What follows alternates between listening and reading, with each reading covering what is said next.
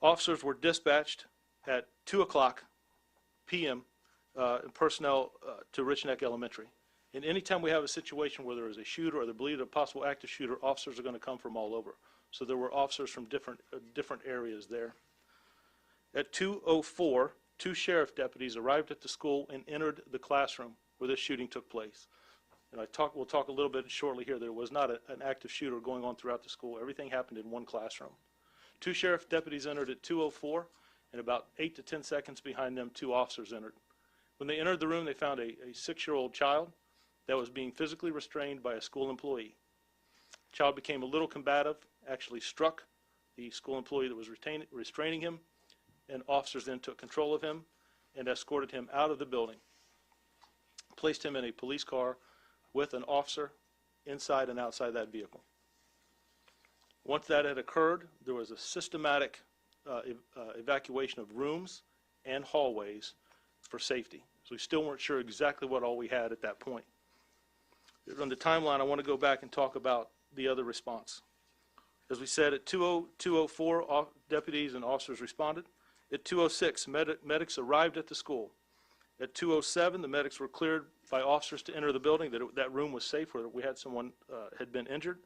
At 2:09, they made contact with Abigail, and at 2:11, she was transported to a local hospital where she's currently undergoing treatment. And again, if I didn't state earlier, she is still listed in stable condition, and I had a good conversation with her today. We talked a little bit about when the officers arrived. The young man was taken into custody and escorted out of the building. And officers responded then and began to put a plan together quickly to evacuate the hallways, the classrooms in a systematic order. But remember, we're dealing with elementary kids, right? And I will tell you, I was touched by the way that those officers interacted with those kids as they moved them from the hallway to the gymnasium. The faculty and staff there, and I'm not just talking about teachers. It was heroic, the way I saw them take care of those young people. Officers and faculty members took the students into the gymnasium. That's where they would stay until they were reunited with their family. The individuals that were in the classroom were taken to the library, where they were held there, kept there with detectives, a couple of teachers, and eventually some school counselors. When they arrived, we escorted them safely to that area as we continued to clear the building so that they could be, the professionals could be with our young people, with students.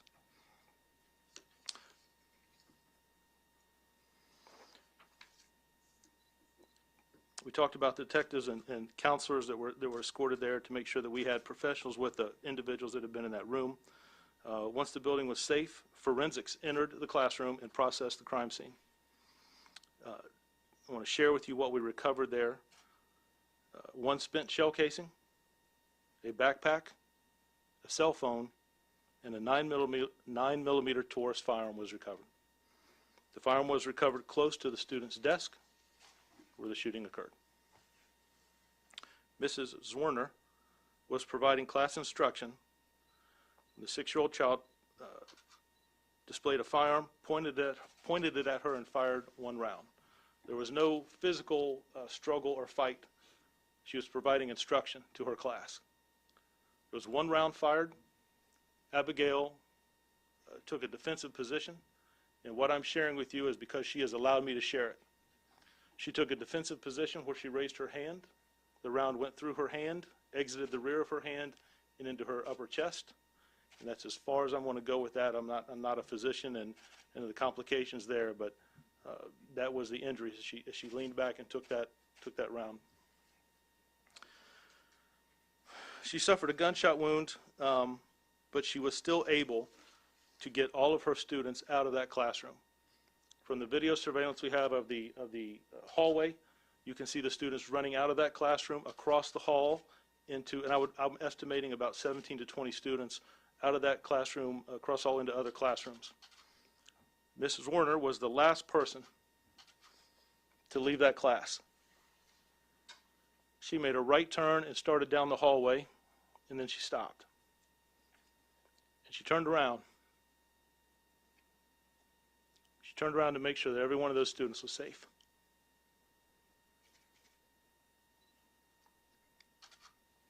She made her way down to the administration office, where we later find out that she was given first aid as dispatchers talked to individuals who had made phone calls and they took care of her through communications until the paramedics got with her.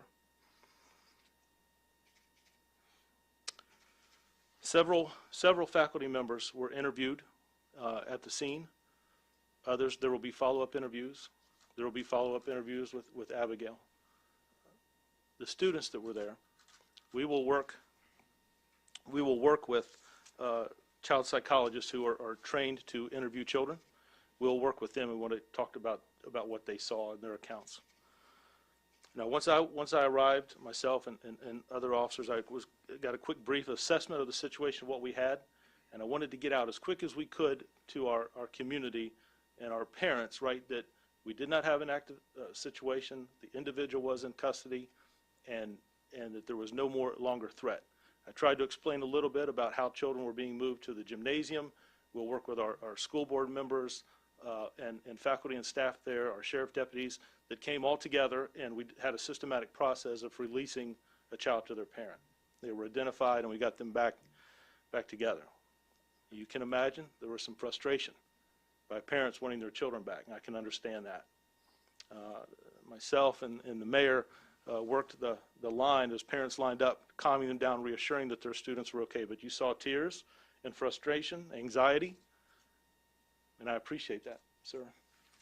Because in those situations, what we have to do is try to keep people calm because they're just unsure of what they had. And as we reunited, as I saw school employees walking students and officers walking students back to their families, I saw tears and smiles on both sides.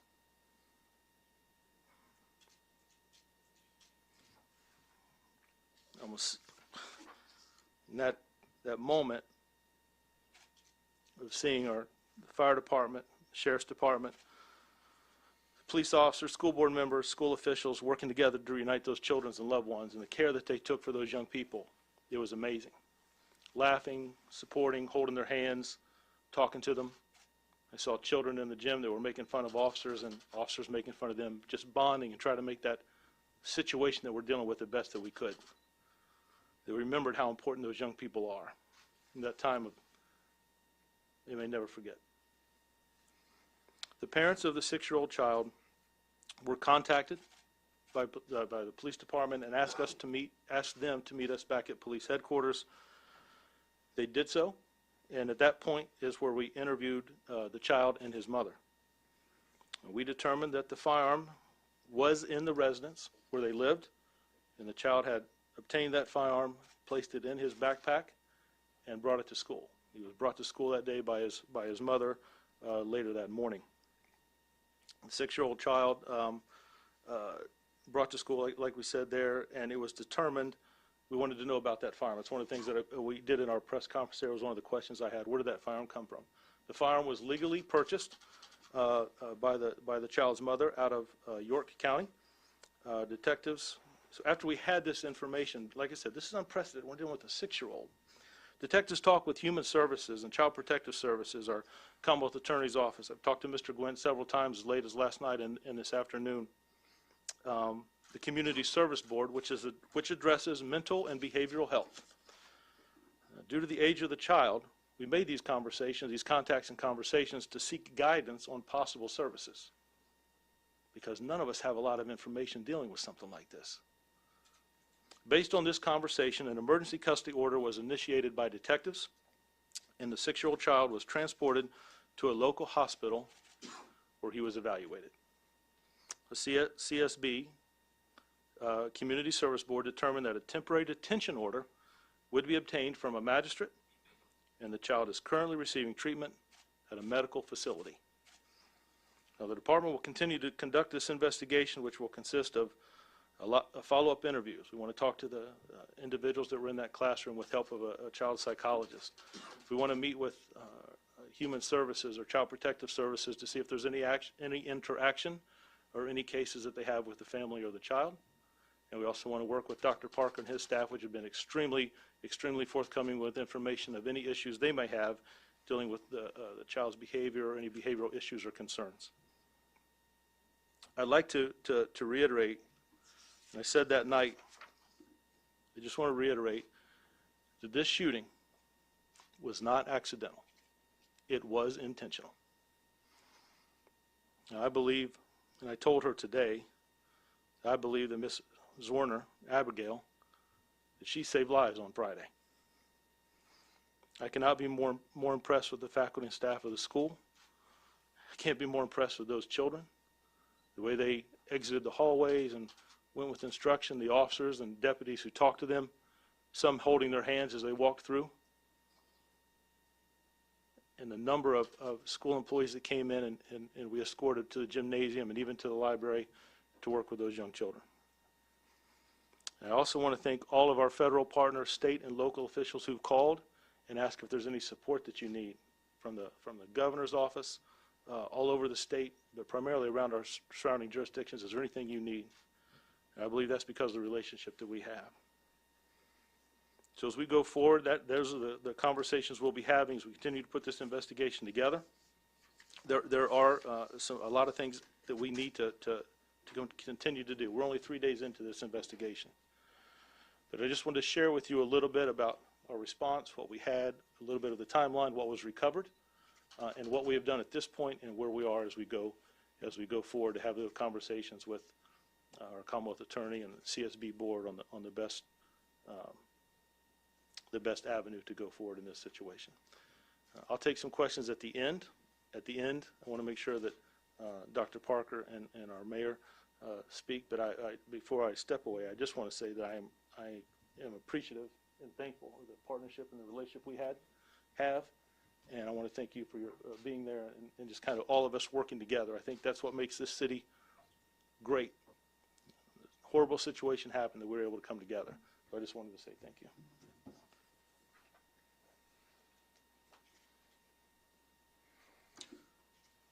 And good afternoon. I will start my remarks by thanking quite a few organizations. I know our police department, sheriff's deputies, our city council members, and our school board, and that great staff at Rich Neck Elementary for their response and continued support of our students and our community moving forward from this event. When I arrived at Rich Neck Elementary School on Friday, I was coming from the southern portion of the city, and it took almost 30 minutes to get there. And by that time, a lot of operations were already in place. Our sheriff's office and with supporters, police had already sectioned off the area, and parents at that time, while very concerned, were cooperative. I'd like to thank the Rich Neck parents.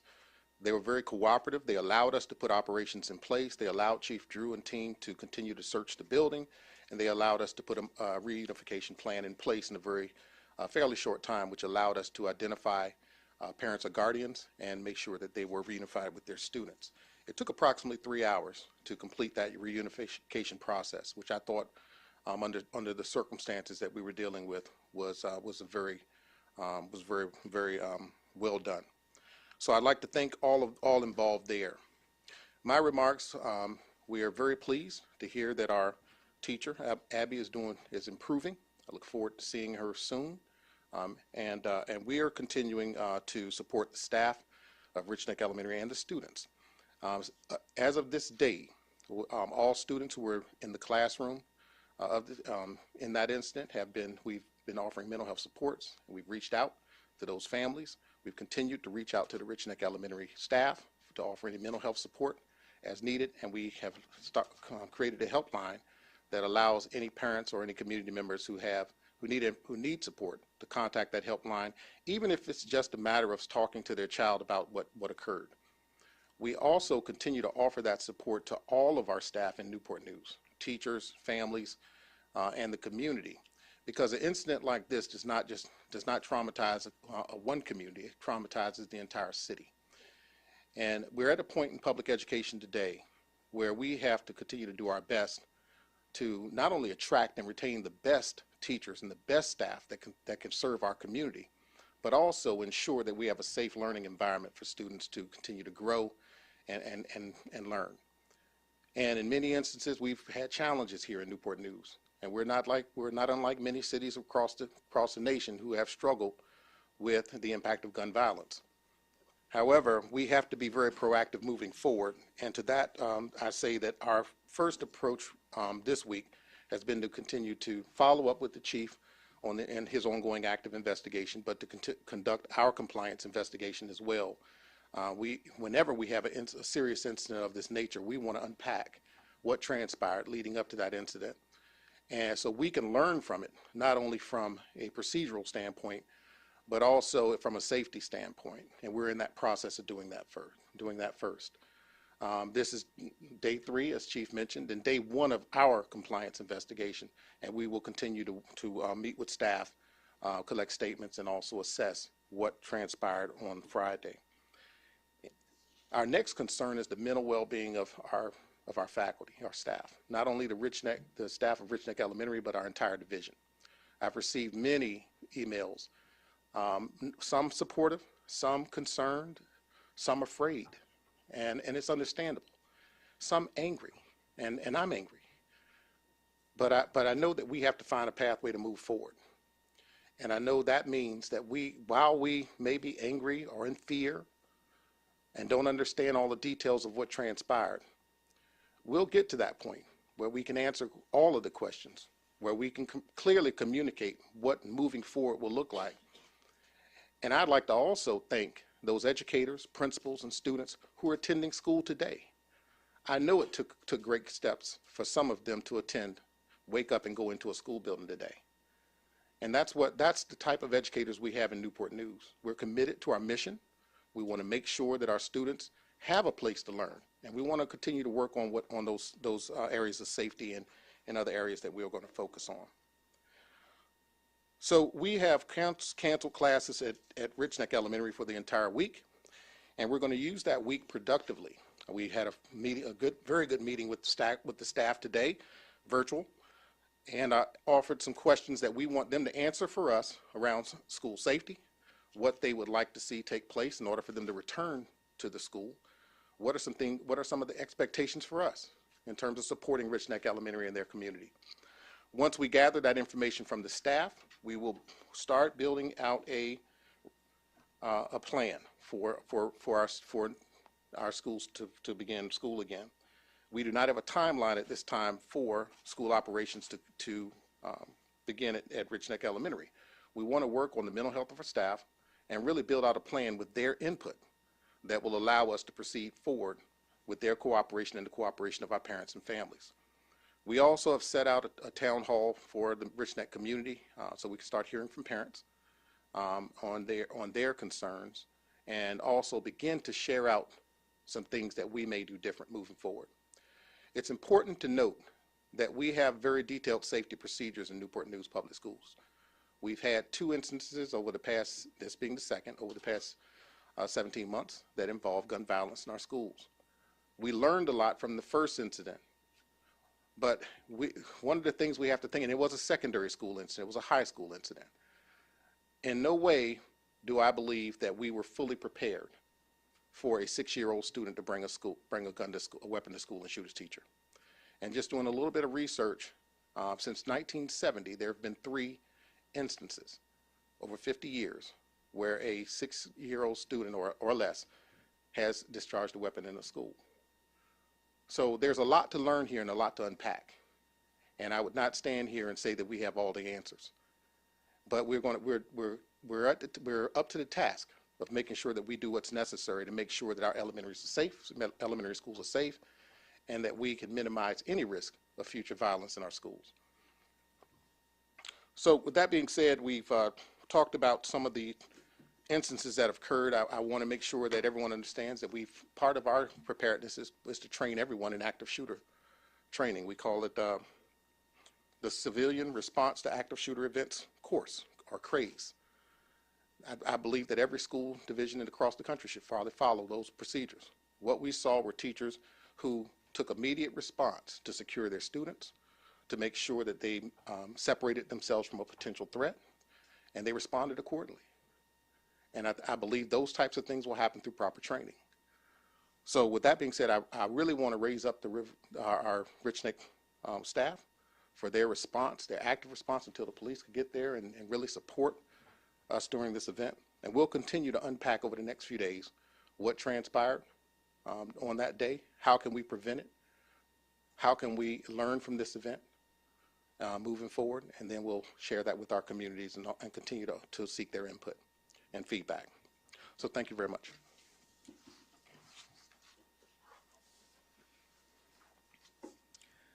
Good afternoon. My name is Mayor Philip Jones, and thank you all for being here. The first thing that I want to say is that it's been a long 3 days for our city and our community. I just want to take a moment and acknowledge that. Second of all, I want to thank all of the first responders that were involved. And when you go and you actually look at that list, that's more than just the sheriff's office or the police department or the fire or the staff or the teachers or the principals. There are so many individuals that I want to say thank you. Thank you to the parents that showed up, that were orderly, that allowed us to evacuate the children in a safe manner, ensure that we had everyone accounted for. Thank you for the police that established the outer and the inner cordon. Thank you to my colleagues on council and on school board who worked the line for hours with me. I appreciate that and appreciate our partnership. So I just want to say thank you. My colleagues, both council and school board, have spent a lot of time at the hospital over the last few days. And when you think about Abby, when you think about what it means to be a hero, you're almost at a loss for words. During my time in the Marines, like I've met heroes. I've met living legends, and I can tell you, Abby would be welcome in our company anytime. The fact that we live by a motto of Semper Fidelis, of always being faithful, and she was faithful as a teacher, and she was ensured that everyone is accounted for, and that she was the last one to leave. Okay, that I do want to say that. As mayor, and my priority is to ensure that the safety of our children is number one. That is the most paramount thing, and we are always going to ensure that. The members of City Council and myself, I could not be prouder of our first responders, of Chief Drew. It really is. Watching you work has been an honor. This has shaken us. This has shaken me. But Newport News is a strong community, and together, we are going to work together to ensure that the well-being of our children remains a priority. And as mayor, that's what we're going to do. Thank you. Okay, before we take questions, I just want to clarify that I know there was some frustration about not releasing Ms. Warner's name initially, but Chief did get permission from her this morning to do that. So, okay, any questions? Parents told you anything about whether the child had problems previously in school, disciplinary issues, anything like that that would precipitate this? So I don't know exactly verbatim. I know that there are faculty members that we want to talk to, and that there are those children that were in the room and their parents. Those are some follow-up interviews we want to have, but we want to make sure that we have those as they fall into, as we recover evidence and process the information that we have coming in. So I don't want to get into comments that they have made. I still remember, and I just, again, caution, I want to be as open and transparent as I can. I think we have a good relationship that way, but I also don't want to jeopardize any investigation that moves forward, and there's some different moving pieces and components. So I wouldn't want to get into actual statements that were given by anyone who might have some of that information. Is that fair?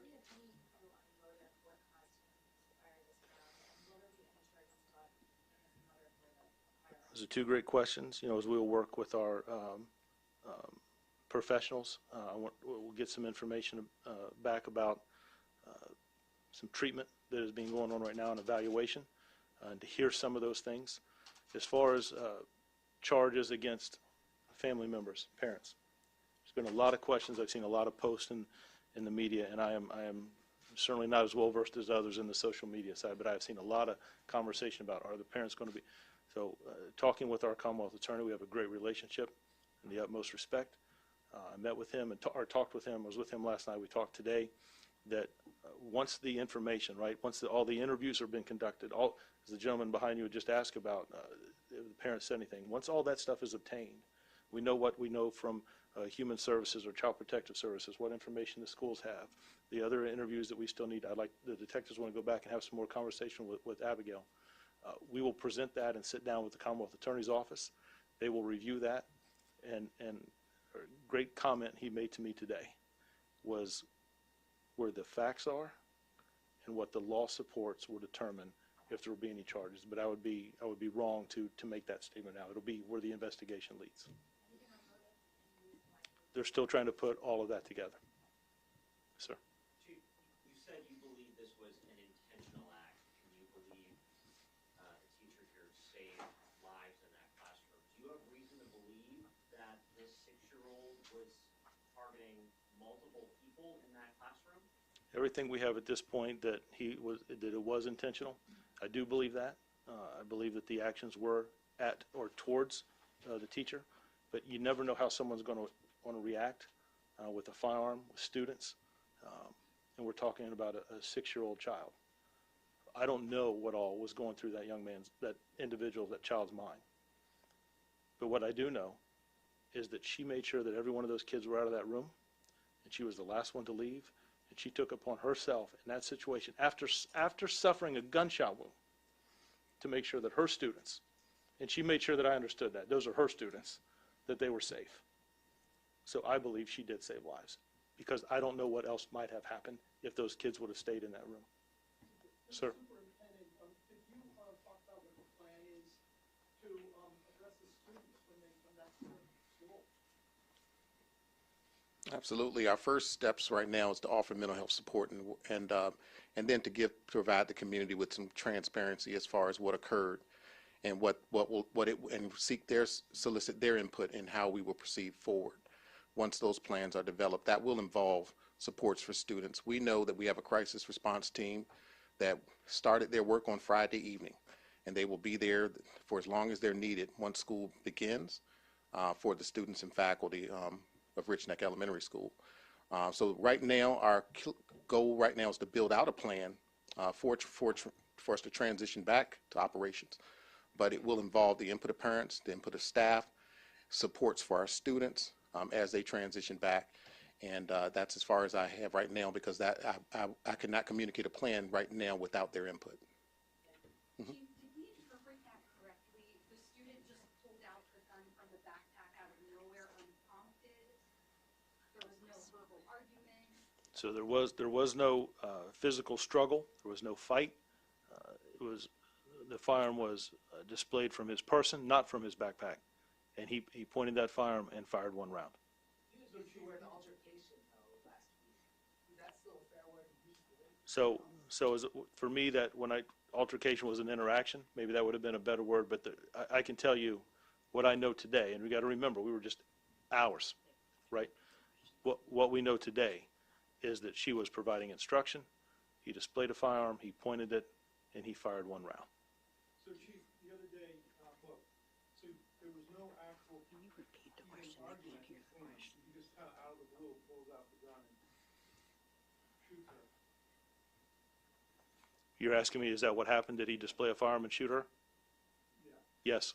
okay. And he did not, how did he have the gun outside of his, I mean, he was just holding it and firing? So you got to remember, his question was, if you didn't hear that he's asking how was he holding the firearm. There's a lot of follow-up interviews that we need to do. We need to work with child psychologists, professionals, as we talk to the individuals inside that room. There's some more interviews we want to do with Abigail to determine that. But it didn't come out of the backpack. He had that firearm on his person. Can you tell us if the family had any interaction with law enforcement? His question was, can you tell us if the family had any interaction with law enforcement? I can tell you that all of those things are being reviewed. But I would just go back to say that the firearm was purchased legally by the child's mother, and that she had the right to do that. Were there any disciplinary actions on record with the child? So those things, again, we will be obtaining. His question was, are any disciplinary actions on file with the child? Those things we'll be looking at. I couldn't even share with you that because it is a child. We'll be working with our Child Protective Services and our school system. It will be put in the report and then submitted. I want to make sure that the Commonwealth Attorney and all that need to have their eyes on that investigation have that information. She asked about how many students were in the classroom. I don't want to speak for Dr. Parker, but from what I saw and from my conversation with Abigail, I believe it was about 17 to 20, 16 to 20 students.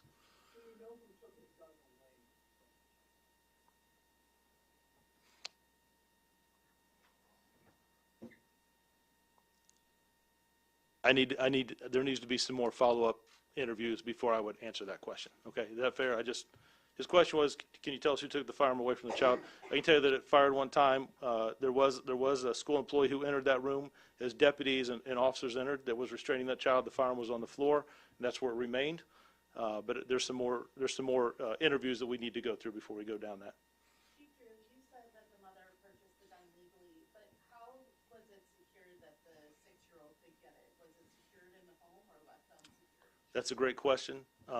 We've got we're trying to piece that together. Her question was how the firearm was secured in the home. That is a key element for us to determine. Right now we have some statements, but we want to shore those up. So I'm not going to go into much further than that. What I can tell you is the child did take the firearm from the house. He put it in a backpack and took it to school that day. But I don't want to go at this point about how that firearm was secured, where it was secured at, and how the child may or may not have known where it was at. Also, how does a 6-year-old have the strength and dexterity and know-how to fire a gun? You know, that is a great question, and I wish that we never had to have it asked. How does a 6-year-old know how to use a firearm? I don't know that I could give you an adequate answer. I know that I have seen some video games out there that depict it pretty clearly. Whether it's some think it might be a toy at one point, I don't know how to answer that.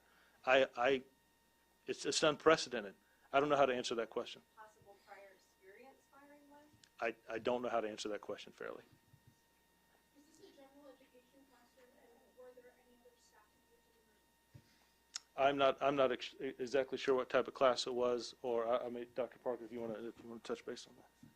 Question was whether it was a general education classroom and whether any other staff members. To my knowledge, it is a general education classroom, and to my knowledge, there were no other staff members at that time present in the classroom. But we're investigating our chronology of what occurred, and so we're going to confirm that.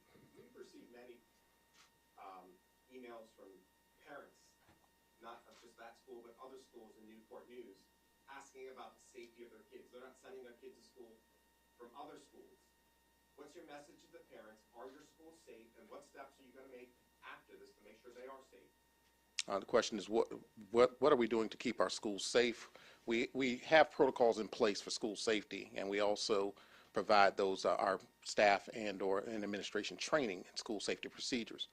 Again, this is an isolated incident that is unprecedented. Over a 50-year period, 3 instances over 50 years. While every situation creates alarm, and the pain and anguish and the whole process of emotions that have to go through with that, we continue to assess our security procedures and work on our procedures with our police department and make modifications if there's something that's missing. Now, what's clearly missing in this case, and we've addressed metal detection, random searching, and all kinds of other things at the secondary level due to an incident that occurred a year ago. I'll be honest, who would be prepared for a 6-year-old to bring a loaded weapon onto school or a weapon onto school and shoot their teacher? So with that being said, the next step would be to look solely at that deterrent. At the elementary level, we've primarily focused on an adult or a person entering a building as an active shooter. And we've made plenty of safety adjustments, hardening our buildings, making sure we have safety protocols for entry points, making sure that we have protocols in the building, such as training for our staff for active shooters. We've done this at both elementary, middle, and high. But we rely quite a bit on metal detection as part of our deterrence at the secondary level.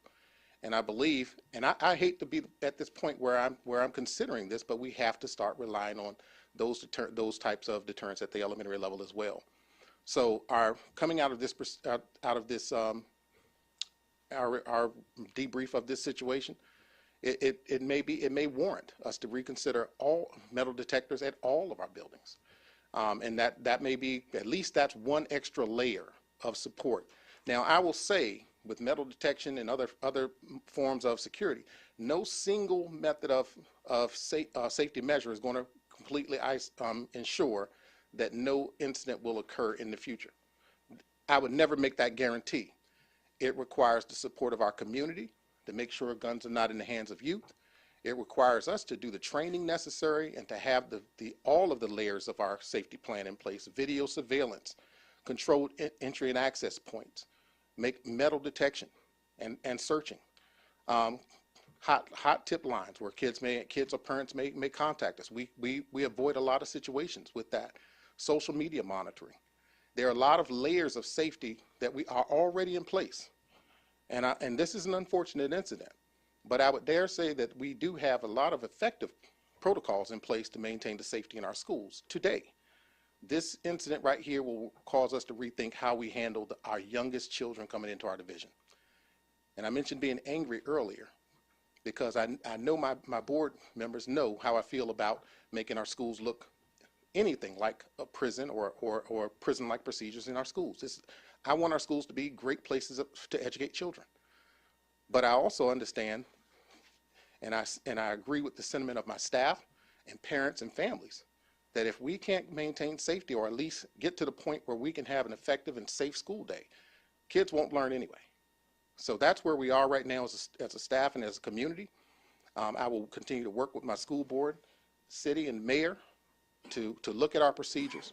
And I don't believe anything would have avoided this circumstance right here unless kids walk through a metal detector. So that's something that we just have to consider moving forward. How many cameras in the hallway, but no camera in the classroom, correct? And the question is whether we have cameras in the classroom. I would, from that standpoint, I don't like to mention where our cameras are in our buildings, just for the needed security measures that we have in place. We have cameras, complete coverage in the interior where we're able to monitor student behavior and staff behavior. But places like restrooms, interior classrooms, there are some, do not necessarily monitor those on a random basis. We have monitoring systems in place to record.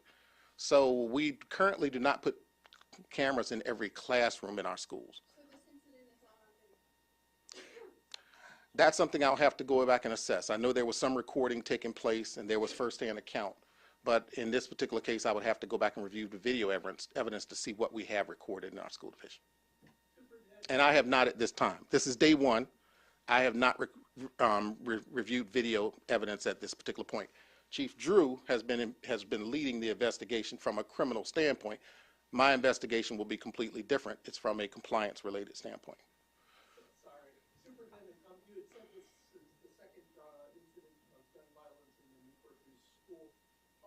Do you know how many other incidents this year occurred in which a child brought either a gun or ammunition or some other deadly weapon to a school that didn't result in violence but might have been picked up by teachers? So can you say that that didn't happen, or what do you know about that? And I'll ask, are you referring to Newport News Public Schools or other school divisions? Okay, I can't give you a number of any safety measures. We do safety searches, and if a student is found with a weapon, it is documented, recorded as such. But at this point, I can't give you a number of any confiscations or any weapons violations at this particular point. Chief, how many bullets were in that firearm? Parents reporting that the student had previously threatened this teacher and this classroom and perhaps even brought bullets into the classroom. Is that not being At this point, I'm not at liberty to speak to that because we're still investigating that, the instance that occurred. How many bullets were in the firearm, and do you believe the student would have turned the gun on other students? I don't know what was going through that child's mind. He's 6 years old. I don't know. I don't want to release how many rounds were in the firearm. I can tell you there were more than one, but I don't want to go into that. I will tell you there was a 9mm Taurus firearm, a handgun that was recovered. Chief, to what you're saying, He's in more the details? hospital. You had said he's in the hospital right now. He's all I'm going to say. The question is asking where the child is at. Well, what's the next step for him? So the next step will be that because of his age, he has 96 hours to go in front of a judge, and they will determine continual treatment or the next steps. But that will be handled by several individuals around that age group that specialize in dealing with a child, again, a 6-year-old. So that has to wait to be determined. But he has 96 hours before that child will go in front of a judge to determine what are the next steps. What does that mean? You're bringing up charges against him? That means that a judge will determine if we continue with that temporary detention order, if treatment and evaluation continue, or what the next steps may be. So we just have to wait until that. I want to make sure, again, I am not going to push and press this to be a quick. We're going to make sure that there's a lot of questions. You all have asked a lot of questions. I promise you, multiply that by 3, and that's the questions that we have. But we are not going to rush through it. Did you have a question, sir? Any more details on the actions of the staff member who apparently entered the room? So his question was, do I want to add any more information? All I can say is this, and then I'm going to step aside, is that there is video recording from the hallway that we have observed. That's how we know the children ran out of the classroom and across the hall.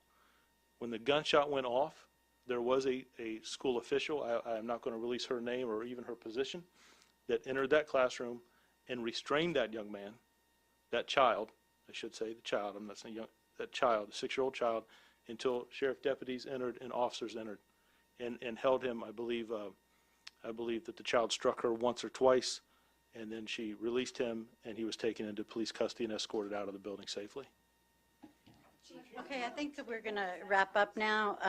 Thank you very much. If there are more questions or if there's any further information we can release on the criminals side of the investigation, we will do that through Twitter. So be sure and follow our page there. So thank you all for coming.